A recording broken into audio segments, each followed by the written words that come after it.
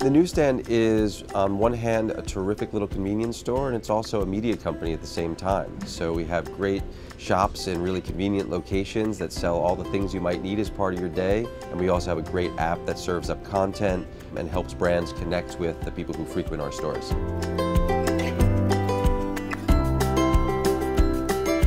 We launched our first store in Union Square in November of 2014, and very quickly thereafter launched our second store in Brookfield Place right after that. Right now we have 3 locations in New York City. We have Union Square, Brookfield Place, and Columbus Circle, and now we're going to be launching on the ferries in a big way in partnership with Hornblower. We launch on May 1st. It will be the first 5 boats, and then from there, ultimately, by middle of next year, we'll be on 20 ferries. And that's just part of a broader rollout plan that we have that includes airports, hotels, other locations in Manhattan, and ultimately around the country.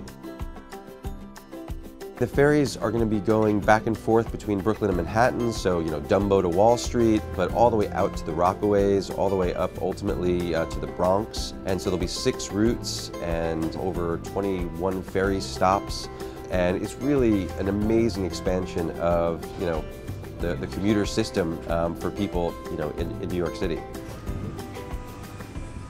In many ways, we're launching like 3 companies at the same time. There's sort of a retail company, there's a media company, and a technology company, in many ways all sort of baked together. But really at the center of it, we're trying to look at how people spend their day, what happens after they leave their home and before they get home at night. How can we play a role to really do what we call day improvement? And some of that is having an interaction with them in the store. Some of it's providing a great music playlist on their phone. It's being able to earn points. I mean, ultimately a great example, you'll be able to actually validate your monthly ferry pass and be able to earn points to be able to spend at the store. So all of those great integrations for people as part of their day is really what we're focused on. What we're doing in many ways is trying to take what have been these spaces that newsstands have played a certain kind of role for people in the past and update that role. And so part of updating that is having a much more diverse array of products that isn't just around the typical printed material and a Snickers bar, but it's also having a great set of earbuds and chargers and all sorts of bits of technology, even small fashion items, health and beauty items, all of these kinds of things that people might want as part of their journey. I think millennials are more geared towards being able to buy something from anywhere.